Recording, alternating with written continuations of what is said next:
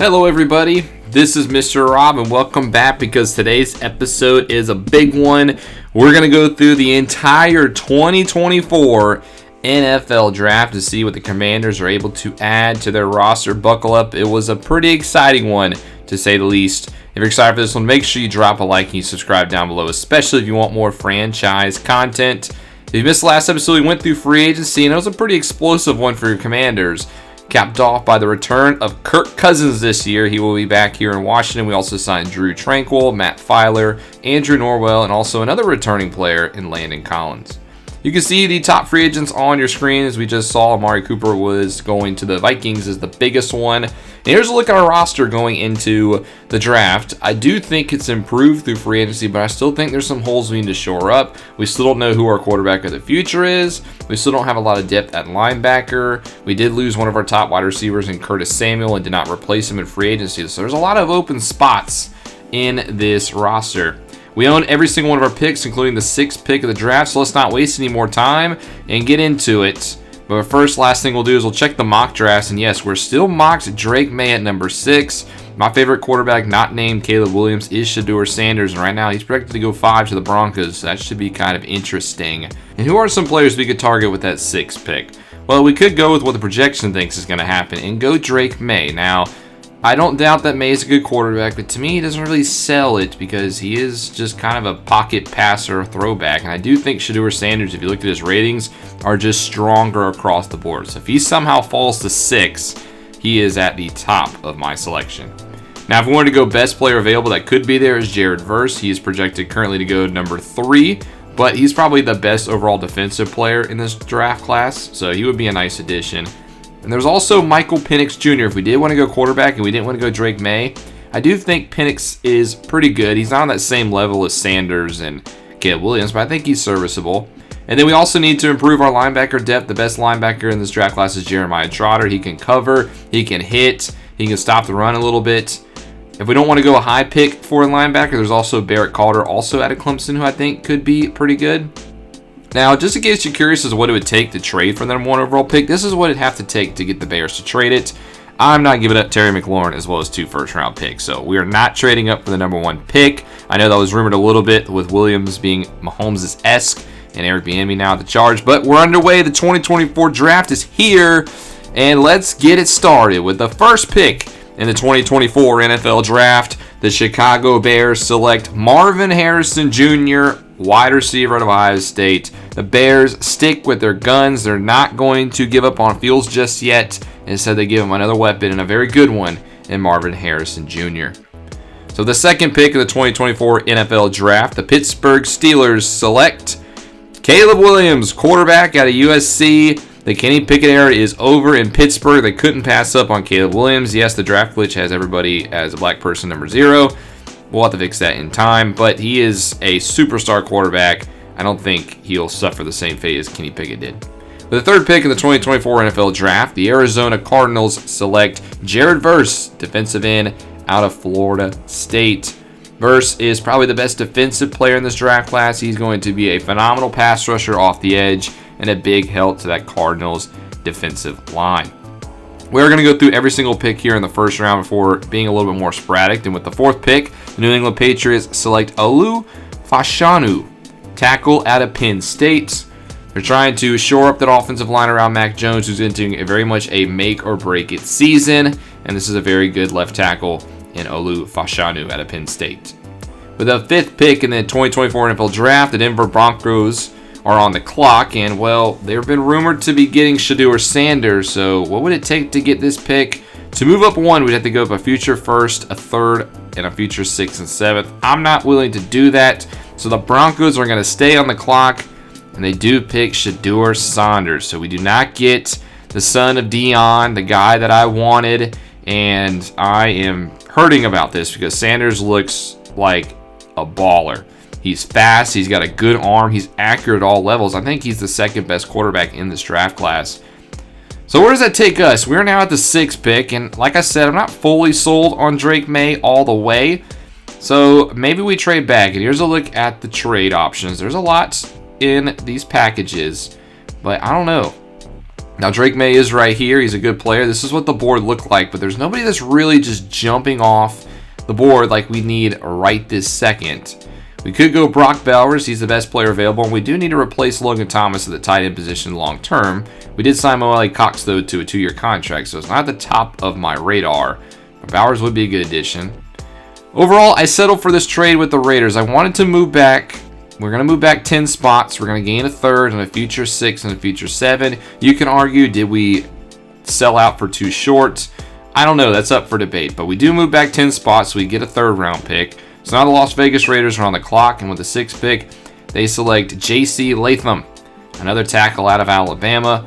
The Raiders want to also beef up their offensive line. Why not go with a Alabama hog molly who's going to be a top tackle in the NFL? The 7th pick, the Green Bay Packers are on the clock, and they select Brock Bowers, the tight end out of Georgia. So they get Jordan Love a little bit of help.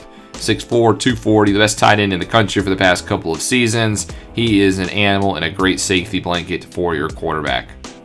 So then now with the 8th pick, the Los Angeles Rams are on the clock, and they are going to select Drake May, the quarterback out of North Carolina. So the Matthew Stafford era is over in LA. They're officially restarting, and they get their quarterback of the future. You'd have to think the Rams are happy with this one, that May did fall into their arms. He's going to be a good quarterback. I just wasn't fully sold on him, but I mean, I could be wrong.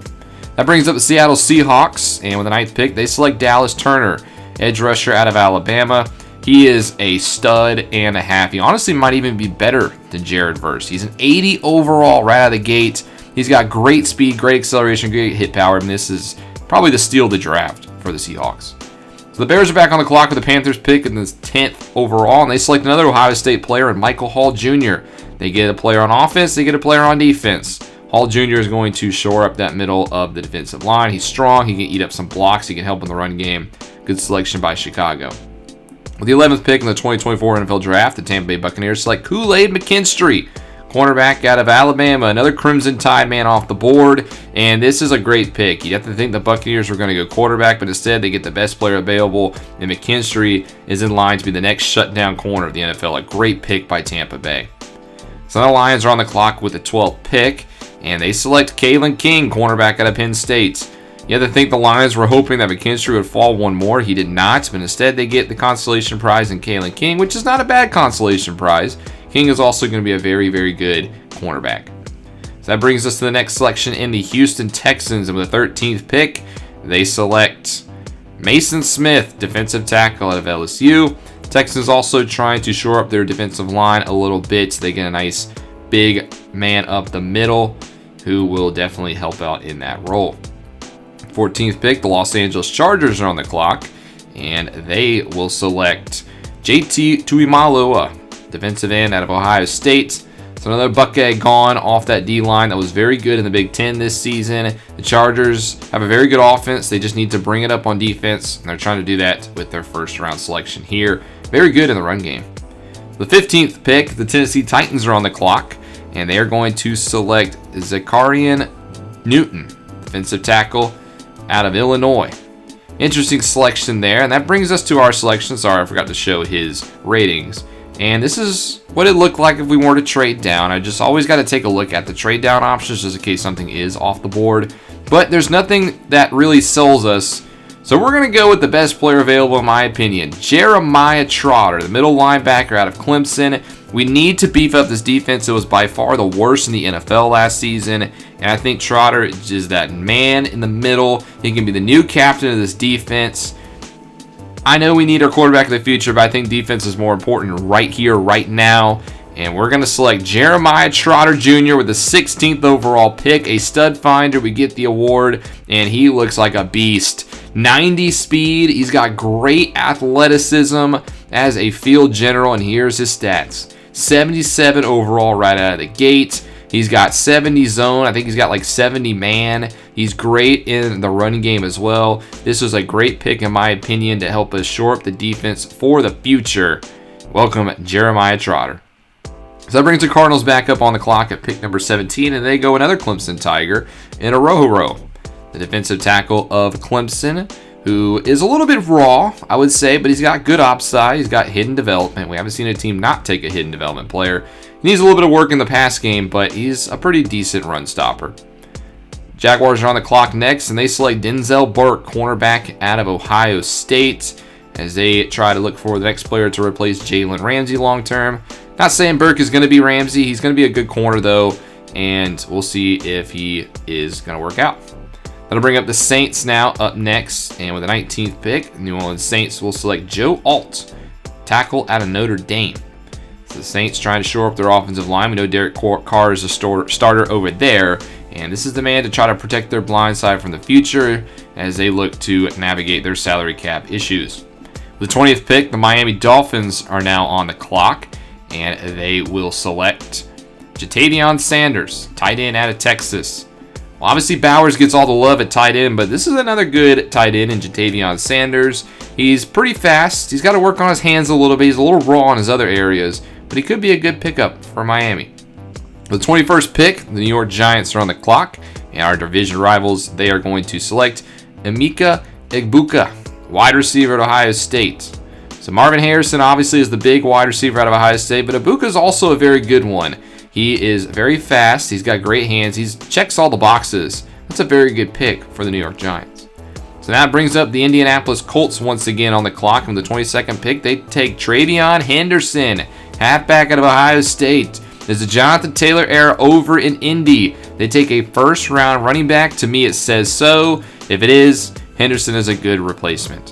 So that brings up the Baltimore Ravens up next, and they are going to select Kinsley Suamatiaya, tackle out of BYU. I know I butchered that. I apologize.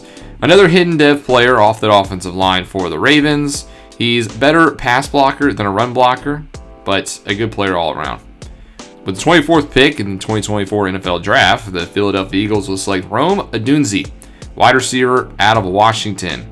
Well, he was the top target of Penix Jr. this past season, and he really shined because of that. He's a very good safety blanket, and he's a very good deep threat, which is weird because his speed's a little low, but he can catch those deep contested passes.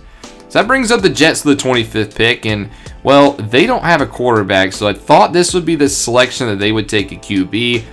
I still want to get my quarterback in this draft, and I have one player on my mind. So we're going to make the trade. We're going to call it the Jets. We're going to send them our first-round pick next year, our second-round pick this year, our fourth-round pick this year, and our fourth-round pick next year to get this selection. So we are now on the clock, and we're going to take our quarterback, and Michael Penix Jr., the Washington Husky, is the newest Washington Commander. So we get our player on defense, we get our player on offense, and our cornerstones are set for the future. Now, Penix is obviously not on the same level as the top quarterbacks, but I think he's got a lot of upside. He's got a strong arm. He's got similar accuracies to what Drake May had. He's a little bit more mobile, in my opinion. I think this is a good selection. We'll have to see what his future holds. So the next pick, the Kansas City Chiefs are on the clock, and they go to Corian Patterson, cornerback out of UCF. He is the first non-hidden dev player in this class. You'll have to say for yourself if he was a bust or not. The 27th pick in the 2024 NFL Draft, the Atlanta Falcons select Braylon Trice, defensive end out of Washington. So a couple of Huskies going off the board here in the 20s. He's more of just a straight-up pass rusher right now. He'll have to get better in his other games, though. That brings up the Dallas Cowboys, the last of our division rivals, and with the 28th pick, they will select Donovan Jackson, another Buckeye, the left guard of that offensive line, as the Cowboys have always been known for having a good O-line. They're trying to rebuild a backup here with the selection of Donovan Jackson. He's a very good power blocker. So that brings up the Cincinnati Bengals with the 29th pick, and they will select Blake Corum, the halfback out of Michigan. The Wolverine goes to Cincinnati, so now it seems like Joe Mixon could be on the move in Cincy. They try to get their replacement for their longtime running back. So the 30th pick, the Minnesota Vikings are now on the clock, and they'll select Bo Nix, quarterback out of Oregon. So Kirk Cousins left in the offseason. They signed a couple of veterans in Teddy Bridgewater and Jacoby Brissett. Obviously, the Vikings don't think they're the long-term quarterback, so they take Bo Nix. Very interesting pick. We'll have to see who starts this year for Minnesota out of those three. The 31st pick of the Super Bowl runner-ups and the San Francisco 49ers are on the clock. and they are going to select Amarius Mims, the tackle out of Georgia. 49ers went to the Super Bowl and had a lot of troubles blocking the Bills' defensive line, so they try to fix that with Mims, who's a very good right tackle, a very good pick here at number 31 overall.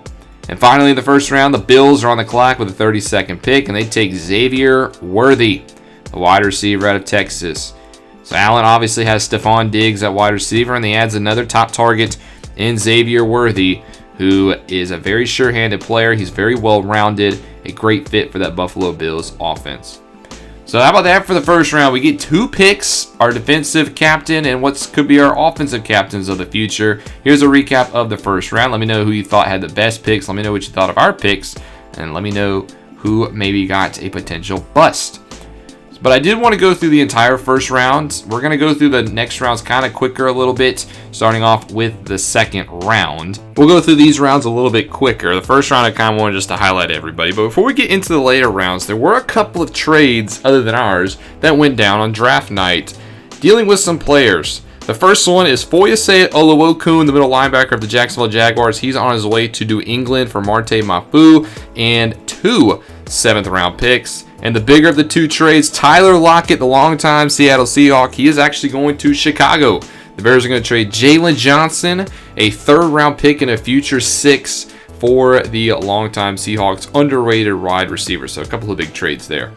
Back to the draft picks, the second round with the 34th pick, the Pittsburgh Steelers are going to select Chop Robinson, who was a very good selection. And the Rams up next, they're going to take safety Cameron Kinchens with the 40th pick, 6 picks later. Kinchens, a very good free safety, 77 overall, hidden dev, a very good pick here to begin the second round for the LA Rams. The next pick, the Seattle Seahawks are on the clock, and with the 41st pick of the 2024 NFL Draft, they take Quinn Ewers, quarterback out of Texas. So he slides to the second round, of the Seahawks pounce. They try to get their quarterback of the future. He's not bad. We'll see if he is their long-term piece, though, after Geno Smith. 2 picks later, with the 43rd pick, the Buccaneers, they select Barrett Carter, middle linebacker out of Clemson. This one stings a little bit because we took Trotter in the first round out of Clemson, and Carter, he might seem like the better of the middle linebacker duo. He looks like a beast. Great pick here by the Buccaneers at 43. Next pick, the Detroit Lions are on the clock, and with the 44th pick, they select Cedric Von Prawn, center out of Georgia. Very good pick here. He is a top quality center, one of the better half of the league already, as the Lions get great value. With the 47th pick, the Tennessee Titans are on the clock, and they select Cooper DeJean, safety out of Iowa. A hard-hitting safety, that Hawkeyes defense, very well known in the Big Ten. They get a guy who has 90 hit power, has good speed, a little raw in his coverage skills, but I think he could develop into a great player. The next pick, the Raiders are on the clock, and they take Raheem Sanders, halfback out of Arkansas, trying to follow in the mold of Darren McFadden, another great Arkansas running back to come out of the SEC. That's all the big picks here in the second round. I do think the best pick was probably Barrett Carter to the Buccaneers at 43. I thought they got great value there. We might have missed out on him by picking Trotter, but I still like Jeremiah Trotter. And obviously, we did not have a second round pick due to us trading up to select Michael Penix Jr. in the first round. We'll go into the third round now. We'll go straight to our pick at pick 70 as we're on the clock. Here are what the trades look like. I was interested, and I thought the 49ers trade was interesting, trying to get a future second round pick. But we're going to stand pat here at 70, and we're going to target Johnny Wilson, the wide receiver out of Florida State. Obviously, we lost Curtis Samuel in free agency, and here's his replacement. Hidden dev for Johnny Wilson. He is very good at everything, but he's not great at anything coming out of college. Not really fast. He's got good hands. He's got good route running. I think he could be a very good safety net, and I think he has a chance to develop into one of the more sure-handed wide receivers in the league, but he just doesn't have that downfield speed. So we'll see how the Commanders use him, but he's a good replacement for losing Curtis Samuel in free agency. 2 picks later, the Rams are on the clock. With the 72nd pick, they also go wide receiver Dorian Singer out of USC. One of Caleb Williams' top targets this past year. He's 6 foot 180, and he's a pretty solid pick for the Rams. He's got that speed. His hands are a little bit as suspect. His route running needs a little bit of work, but he's got that nice speed that can get downfield. Later, with the 74th pick, 2 picks later, the Panthers, they select Max Melton, cornerback out of Rutgers.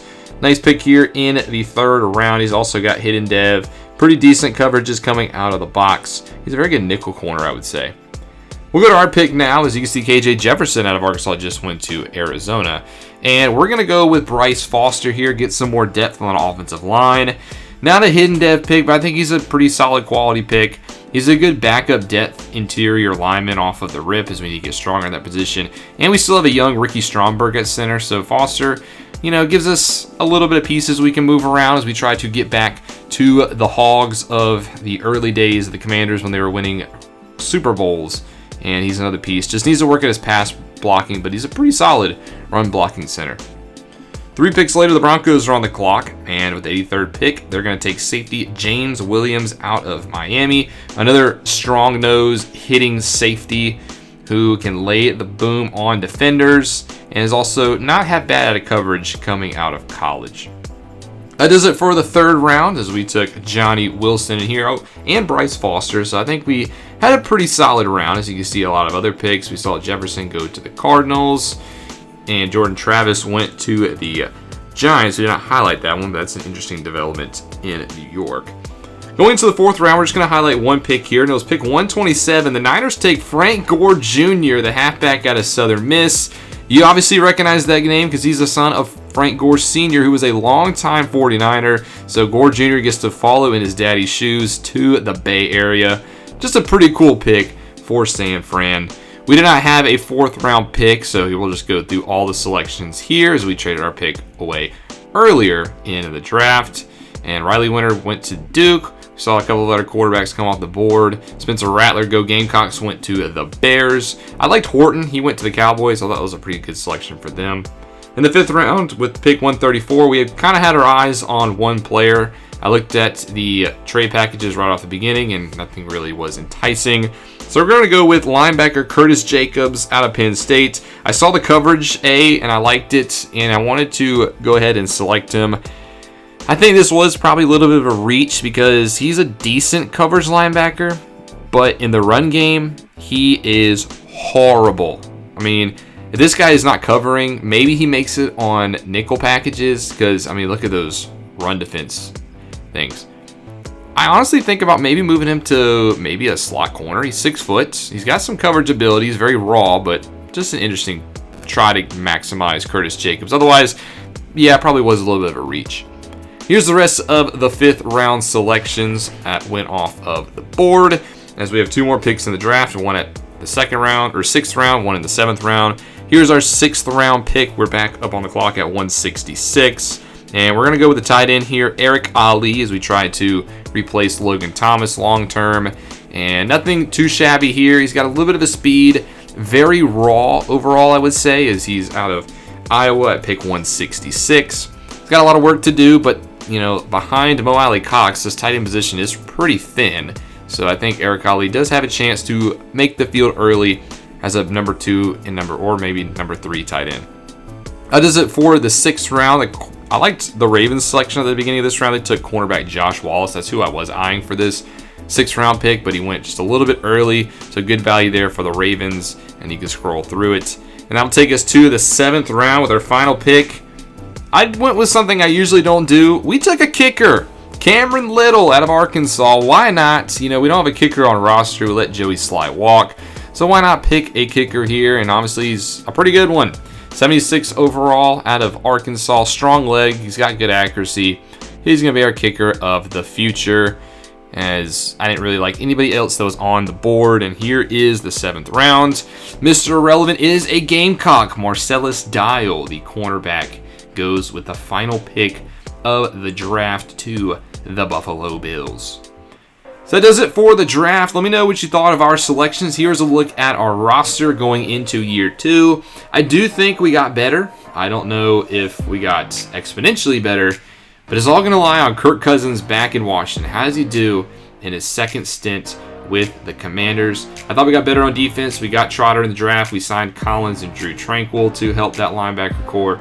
So it'll be interesting, as next episode will be the preseason. That'll be coming to you guys early next week.